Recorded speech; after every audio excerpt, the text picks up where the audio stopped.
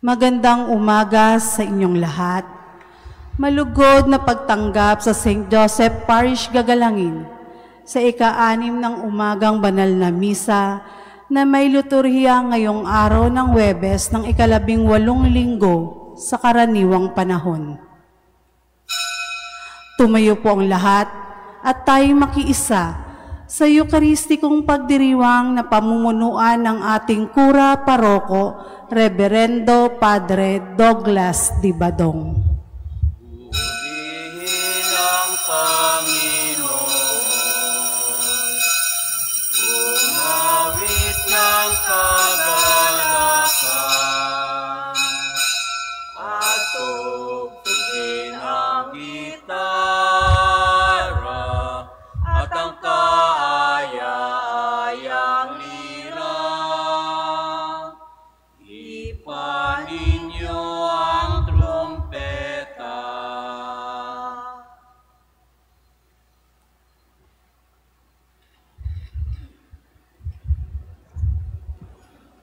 Sa ngalan ng Ama at ng Anak at ng Espiritu Santo. Amen.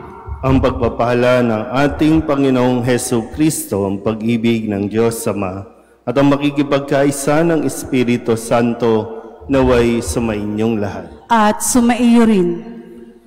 Mga kapatid, aminin natin ang ating mga kasalanan upang tayo'y maging marapat kumanap sa banal na pagdiriwang. Inaamin ko sa mga pangyarihang Diyos at sa inyo mga kapatid, na lubha akong nagkasala sa isip, sa salita at sa gawa, at sa aking pagkukulang. Kaya isinasamo ko sa mahal na Birheng Maria, sa lahat ng mga anghel at mga banal, at sa inyo mga kapatid, na ako'y panalangin sa Panginoong ating Diyos. Kawaan tayo ng makapangyarihang Diyos, patawarin tayo sa ating mga kasalanan at patnubayan tayo sa buhay na walang hanggan. Amen. Panginoon, kaawaan mo kami. Panginoon, kaawaan mo kami. Kristo, kaawaan mo kami. Kristo, kaawaan mo kami. Panginoon, kaawaan mo kami. Panginoon, kaawaan mo kami. Manalangin tayo.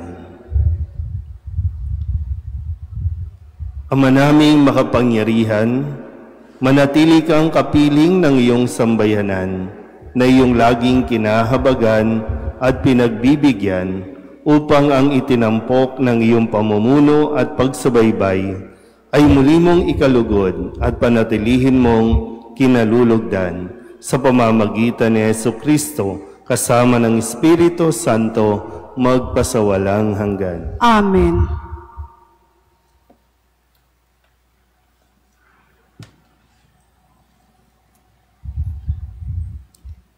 Pagbasa mula sa aklat ng mga bilang.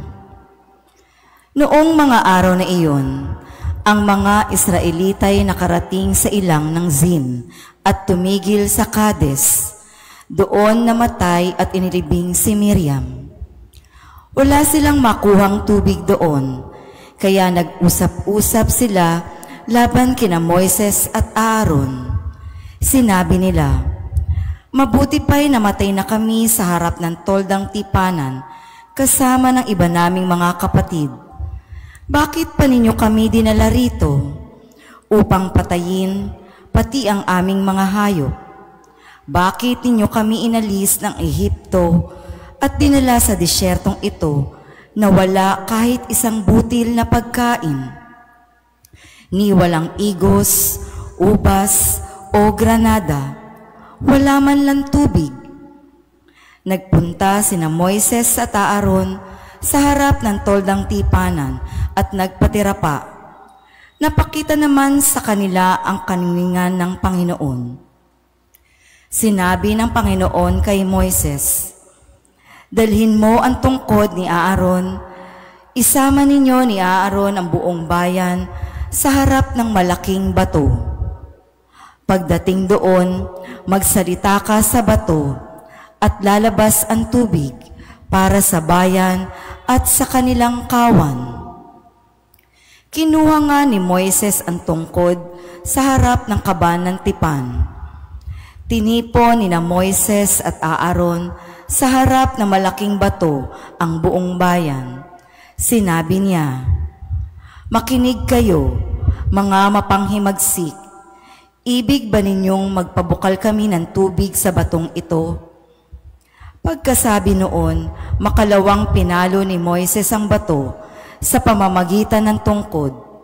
Bumukal ang masaganang tubig at nakainom ang bayan, pati ng kanilang kawan. Ngunit pinagsabihan ng Panginoon sina Moises at Aaron.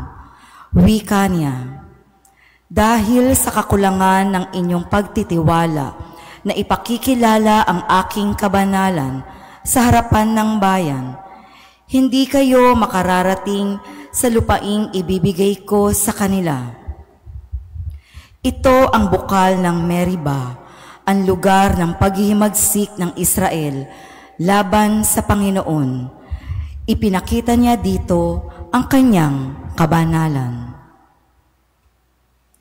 Ang salita ng Diyos. Salamat sa Diyos. Panginooy inyong dinggin, huwag niyo siyang salungatin. Panginooy inyong dinggin, huwag niyo siyang salungatin. Tayo ay lumapit sa ating Panginoon. Siya ay awitan, ating papurihan. Ang batong kublihan natit kalakasan. Tayo ay lumapit sa kanyang harapan na may pasalamat. Siya ay purihin ng mga awiting may tuwa at galak. Panginooy inyong dinggin, huwag niyo siyang salungatin. Tayo ay lumapit sa kanya'y sumamba at magbigay galang. Lumuhod sa harap nitong Panginoong sa ati lumalang. Siya ang ating Diyos. Tayo ay kalinga niyang mga hirang. Mga tupa tayong inaalagaan. Panginooy inyong dinggin, huwag niyo siyang salungatin. Ang kanyang salita ay ating pakinggan.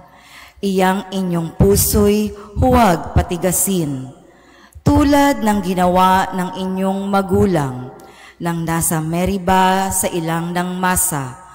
Ako ay tinuksot, doon ay sinubok ng inyong magulang. Bagamat nakita ang aking ginawang silang nakinabang. Panginooy inyong dinggin, huwag niyo siyang salungatin. Tatayin na po ang lahat.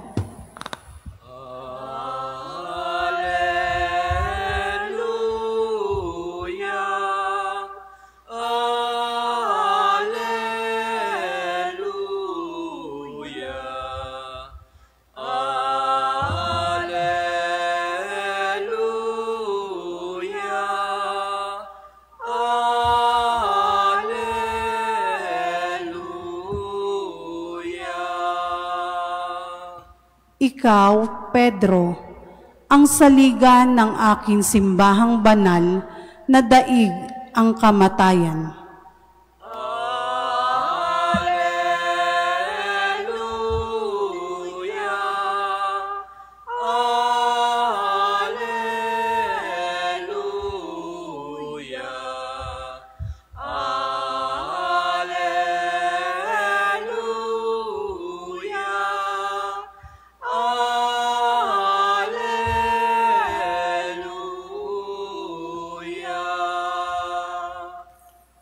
Sumainyo ang Panginoon. At sumaiyo rin.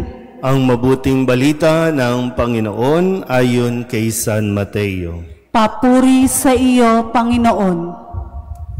Noong panahong iyon, nang dumating si Jesus sa lupain ng Cesarea ng Filipos, tinanong niya ang kanyang mga alagad, "Sino raw ang anak ng tao ayon sa mga tao?"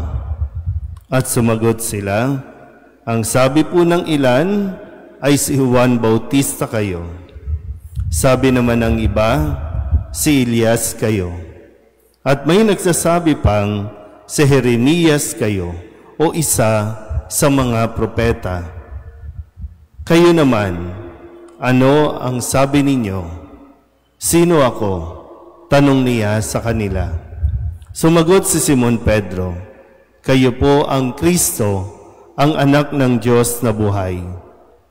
Sinabi sa kanya ni Jesus, mapalad ka, Simon na anak ni Jonas, sapagkat ang katotohanan ito'y hindi inihayag sa iyo ng sino mang tao, kundi ng aking amang nasa langit. At sinasabi ko naman sa iyo, ikaw ay Pedro, at sa ibabaw ng batong ito ay itatayo ko ang aking simbahan, at hindi makapananaig sa kanya kahit ang kapangyarihan ng kamatayan. Ibibigay ko sa iyo ang mga susi ng kaharian ng langit. Ang ipagbawal mo sa lupa ay ipagbabawal sa langit, at ang ipahintulot mo sa lupa ay ipahihintulot sa langit. At mahigpit niyang tinagubilinan ang kanyang mga alagad na huwag sasabihin na siya ang Kristo.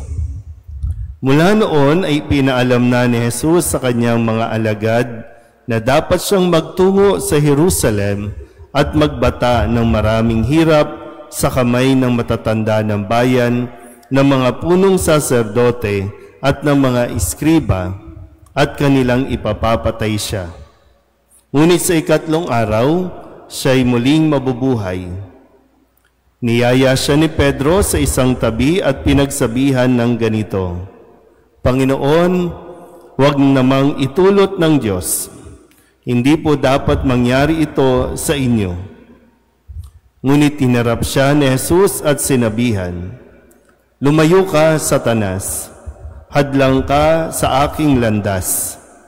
Ang iniisip mo'y hindi sa Diyos, kundi sa tao. Ang mabuting balita ng Panginoon. Pinupuri ka namin, Panginoong Hesukristo. Isang magandang umaga po sa inyong lahat. Ngayon po ay Huwebes ng 18 linggo sa karaniwang panahon. Sa araw na ito, narinig natin ang pagtatanong ni Jesus sa kanyang mga alagad kung sino siya base sa mga sinasabi ng mga tao. Itong mga taong ito ay minsanan lang siyang makita, naririnig lang siya base sa mga kwento at sabi-sabi ng mga taong nakakita at nakarinig sa kanya. Magamat, hindi masyadong o hindi pinapansin ni Jesus kung ano ang sinasabi ng mga tao sa kanya, dahil malinaw sa kanya kung ano ang ipinagagawa sa kanya ng Diyos. Kaya hinarap niya ang kanyang mga alagad na nakakasama niya sa umaga, tanghali at gabi, saan man siya magpunta kasama niya, at tinanong niya kung sino siya. Mahalaga po kasi sa isang relasyon, ano man yan, magjowa man yan o sa organisasyon o department, mahalaga po yung foundation na kinikilala at nakikilala natin ang isa't isa. Dapat nagpapakilala ka, dapat open ka na makilala ka ng kung sino mang nakakasama mo para kahit anong sabihin ng ibang tao sa iyo o ng mga tao, hindi ka maaapektuhan sa iyong pakikipag-ugnayan sa Kanya dahil kilala ninyo ang isa't isa. Kaya nung tinanong ni Jesus ang kanyang mga, kayo, ano ang sabi ninyo? Anong masasabi? Sino ako para sa inyo? At ipinahayag ni Pedro na siya ang anak ng Diyos, siya ang Kristo.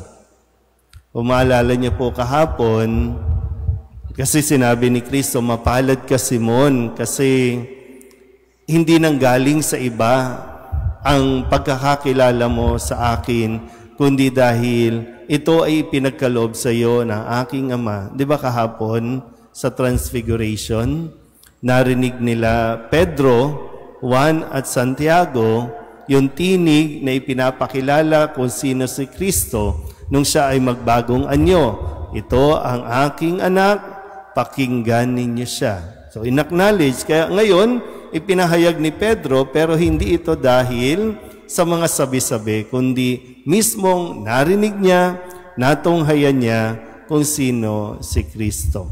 At ito ay nagbigay kay Pedro ng kakayahan, ng kapangyarihan para magpatawad at magbawal. Sabi nga, ibinibigay ko sa iyo ang susi, di ba? Sa ibabaw ng bato ay itatayo ko ang aking simbahan. Naintindihan pa po ba? Okay pa ba tayo? Baka tulalaan na naman. No? Kasi maganda po matutunan natin yung aral dito, na sa isang relasyon, gaya ng sinabi ko, sa isang relasyon, mahalaga na may matibay tayong pagkakakilanlan sa isa't isa. At gayon din, kapag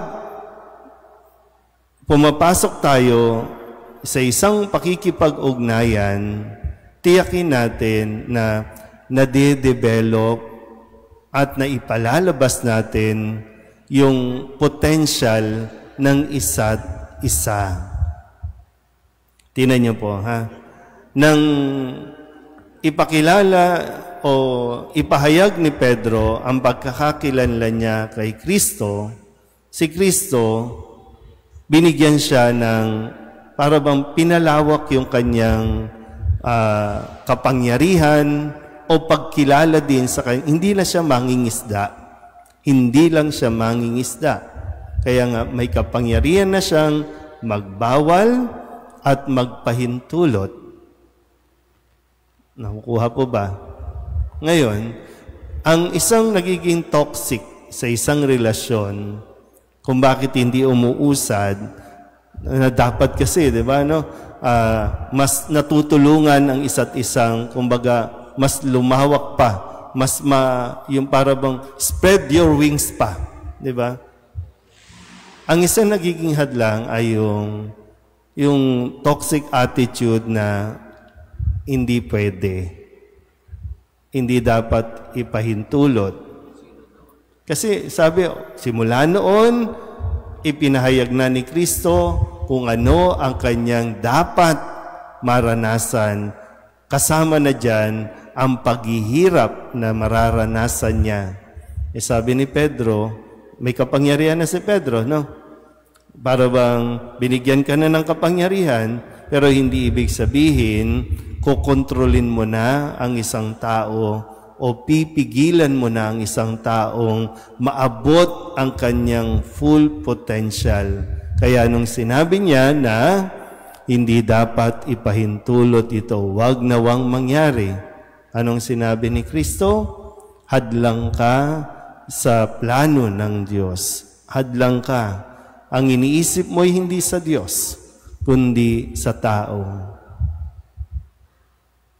Kaya ikinorek agad ni Jesus itong nagiging pag-iisip o pananaw ni Pedro.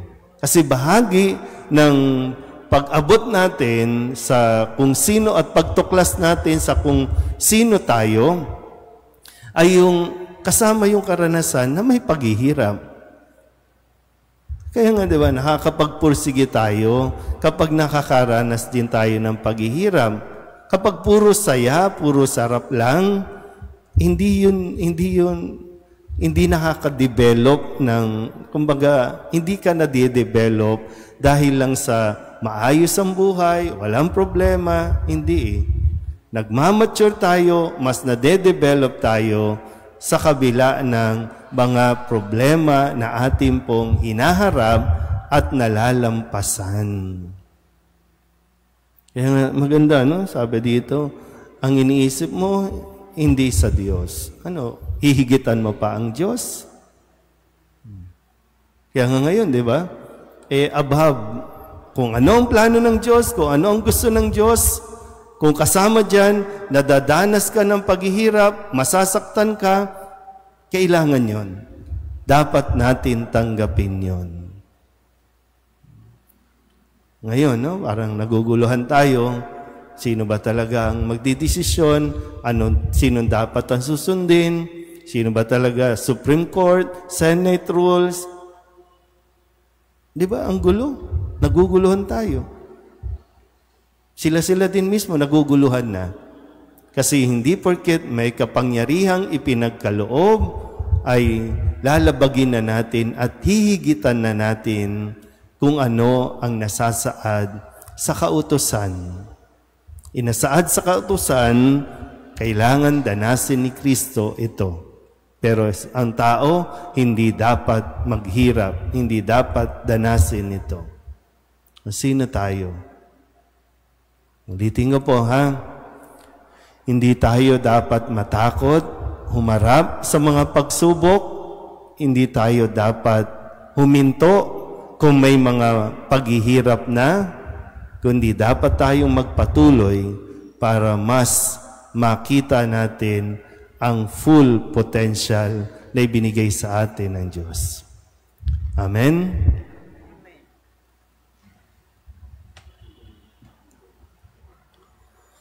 Habang ating pinagninilayan ang simulain ng ating simbahan, manalangin tayo ng may bukas na puso sa ating Diyos Ama para sa sarili nating pangangailangan at ang pangangailangan ng sandaigdigan. Ang ating pong itutugon, Panginoon, dinggin mo ang aming panalangin. Panginoon, dinggin mo ang aming panalangin.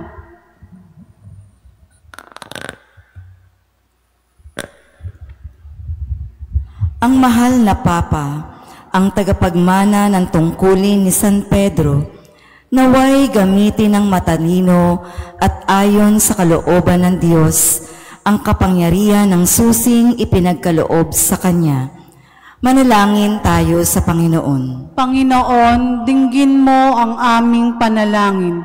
Sa mga may tungkulin ng pamumuno sa mga lipunan, naway hindi manaig ang kapangyarihan ng kasamaan. Manalangin tayo sa Panginoon. Panginoon, dinggin mo ang aming panalangin. Sa paningin ng mga sumasampalataya, naway hindi mawala si Kristo na kanilang panulukang bato at pundasyon ng buhay. Manalangin tayo sa Panginoon. Panginoon, dinggin mo ang aming panalangin. Ang mga may sakit at mga matatanda, naway maalalayan at matulungan ng kanilang mga pamilya at kaibigan. Manalangin tayo sa Panginoon. Panginoon, dinggin mo ang aming panalangin. Ang mga namayapa na sa buhay na ito, naway makatagpo ng kapahingahan sa kaharian ng Diyos. Manalangin tayo sa Panginoon. Panginoon, dinggin mo ang aming panalangin. Idulog din natin sa Panginoon ang ating mga personal na kahilingan at mga panalangin para sa ating mga pamilya, kasama din ang mga kahilingan ng mga nanonood sa online. Lahat ng mga misang pasasalamat, special na intensyon, agarang paggaling ng mga may sakit, tang lahat ng mga kaluluwa na inihiling na ipagdasal sa misang ito.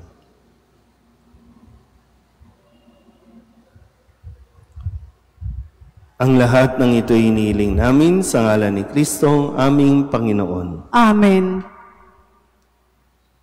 Handog namin sa iyo, Ama, ang tinapay at alak na ito. Handog ng bayang umaasa, sumasambot na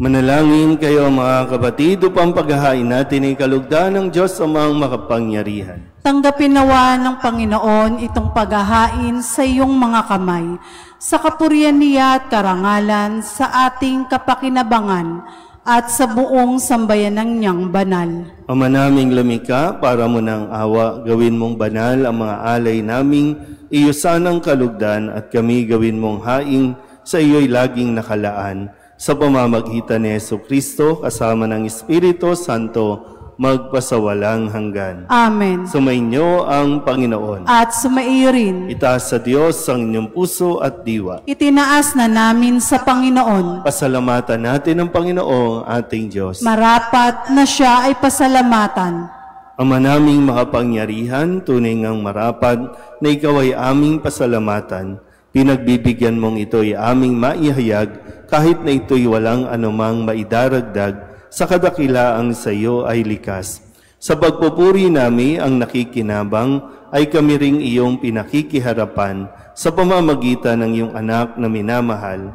Kaya kaysa ng mga anghel na nagsisiawit ng papuri sa iyo nang walang humpay sa kalangitan, kami nagbubunyi sa iyong kadakilaan. Santo, Santo, Santo, Panginoong Diyos ng mga hukbo, napupuno ang langit at lupa ng kadakilaan mo. O sana sa kaitaasan, pinagpala ang naparirito sa ngalan ng Panginoon. O sana sa kaitaasan. Ama naming banal, ikaw ang bukal ng tanang kabanalan. Kaya't sa pamamagitan ng iyong Espiritu, gawin mong banal ang kaloob na ito upang para sa aming maging katawan at dugo ng aming Panginoong Jesucristo. Bago niya pinagtiis ang kusang loob na maging handog, hinawakan niya ang tinapay, pinasalamatan kaniya, pinaghati-hati niya iyon, iniabot sa kanyang mga alagad at sinabi, "Tanggapin ninyong lahat ito at kanin, ito ang aking katawan na ihahandog para sa inyo."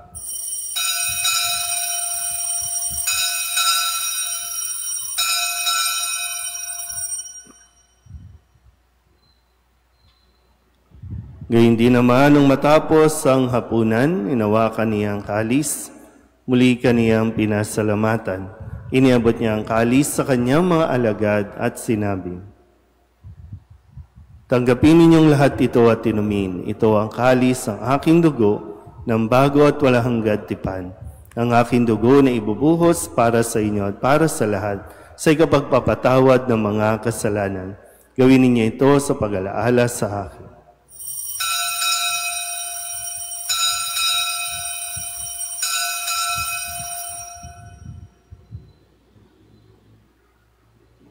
Ipagbunyi natin ang misteryo ng pananampalataya. Si Kristo'y namatay, si Kristo'y nabuhay, si Kristo'y babalik sa wakas ng panahon. Ama, ginagawa namin ngayon ang pag-alaala sa pagkamatay at muling pagkabuhay ng iyong anak. Kaya tiniaalay namin sa iyo ang tinapay na nagbibigay buhay at ang kalis na nagkakaloob ng kaligtasan. Kami nagpapasalamat dahil kami iyong minarapat na tumayo sa harap mo para maglingkod sa iyo. Isinasamo namin kami magsasalo-salo sa katawan at dugo ni Kristo ay mabuklod sa pagkakaisa sa pamamagitan ng Espiritu Santo. Ama, lingapin mo ang iyong simbahang laganap sa buong daigdig. Puspusin mo kami sa pag-ibig kaysa ni Leon na aming Papa at ni Jose na aming Obispo at ng Tanang Kaparian. Alalahanin mo rin ang mga kapatid naming nahimlay na may pag-asang sila'y muling mabubuhay, gayon din ang lahat ng mga pumanaw. Kawaan mo sila at patuloyin sa iyong kaliwanagan. Kawaan mo at pagindapating kaming lahat na makasalo sa iyong buhay na walang wakas. Kaysa ng mahal na Birheng Maria na Ina ng Diyos, ng kabiyak ng puso niyang si San Jose, kaysa ng mga apostol at ng lahat ng mga banal na namuhay dito sa daigdig na kalugod-lugod sa iyo, may pagdiwang nawa namin ang pagpupuri sa ikararangal mo sa pamamagitan ng iyong anak na aming Panginoong Jesucristo. Sa pamamagitan ni Kristo, kasama niya at sa Kanya, ang lahat ng parangal at papuri ay sa iyo, Diyos amang makapangyarihan, kasama ng Espiritu Santo, magpasawalang hanggan. Amen. Amen.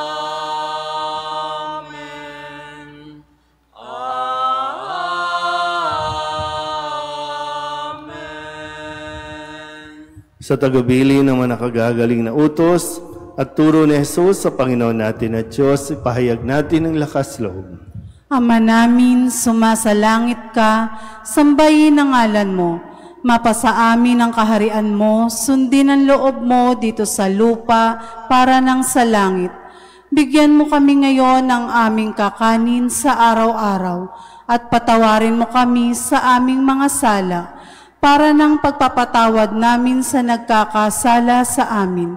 At huwag mo kaming ipahintulot sa tukso at iadya mo kami sa lahat ng masama. Amen. Hinihiling namin kami iadya sa lahat ng masama, pagkalooban ng kapayapaan araw-araw, iligtas sa kasalanan at ilayo sa lahat ng kapahamakan, samantalang aming pinananabikan ang dakilang araw ng pagpapahayag ng tagapagligtas naming si Jesucristo. Sapagkat iyo ang kaharian at ang kapangyarihan at ang kapurihan magpakailanman. Amen. Panginoong Jesucristo, sinabi mo sa iyong mga apostol, kapayapaan ang iniiwan ko sa inyo, ang aking kapayapaan ang binibigay ko sa inyo. Tunghayan mo ang aming pananampalataya at huwag ang aming mga pagkakasala. Pagkalooban mo kami ng kapayapaan at pagkakaisa ayon sa iyong kalooban, kasama ng Espiritu Santo, magpasawalang hanggan. Amen. Ang kapayapaan ng Panginoon ay laging sumainyo. At sumaiyo rin. Magbigayan po tayo ng kapayapaan sa isa't isa. Kordero ng Diyos na nag-aalis ng mga kasalanan ng sanlibutan, maawa ka sa amin. Kordero ng Diyos na nag-aalis ng mga kasalanan ng sanlibutan, maawa ka sa amin. Kordero ng Diyos na nag-aalis ng mga kasalanan ng sanlibutan, ipagkaloob mo sa amin ang kapayapaan. Ito ang kordero ng Diyos. Ito ang nag-aalis ng kasalanan ng sanlibutan. Mapalad ang mga inaanyayahan sa kanyang piging. Panginoon, hindi ako karapat-dapat na magpatuloy sa iyo, ngunit sa isang salita mo lamang ay gagaling na ako.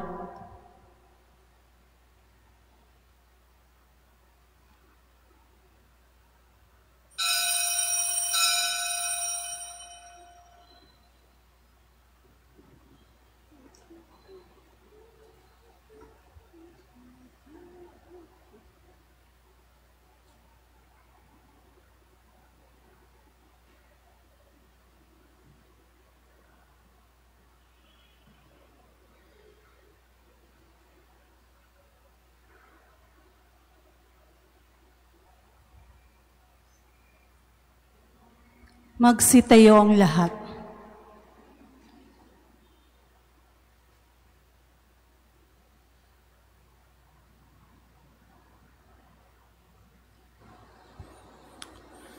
Manalangin tayo. Ama naming mapagmahal, kaming pinapagsalo mo sa banal na pakikinabang ay iyong tuwangan sa ginagawa namin sa araw-araw upang kaming hindi mo pinagkakaitan ng pagsubaybay ay gawin mong maging marapat sa lubos na kaligtasan sa pamamagitan ni Jesucristo kasama ng Espiritu Santo magpasawalang hanggan. Amen. Magsiupo sumandali para sa ipabatid. Malugod na inaanyayahan na tangkilikin ang may 100 pesos for your house raffle ng ating parokya. Ang malilikom sa raffle na ito ay para sa ongoing church renovations. Ang mga prizes ay ang mga sumusunod. Para sa first prize, electric-powered vehicle e-trike. Second prize, laptop. At third prize, mobile phone. maaari nang makabili ng tiket sa halagang 100 pesos sa ating parish office at sa harap ng simbahan. Ang raffle draw ay gaganapin sa ika-8 ng Setyembre 2025, Lunes sa ganap na ika-7:30 ng gabi. Magsitayo na po ang lahat. Sumainyo ang Panginoon. At sumaiyo rin. At pagpalain kayo ng makapangyarihang Diyos, Ama at Anak at Espiritu Santo. Amen. Tapos ang banal na misa, umayo tayo sa kapayapaan ni Kristo. Salamat sa Diyos. Magandang umaga po. Masdan mo ang ingas ng pag-asa at ang awit namin pakinggan na tunay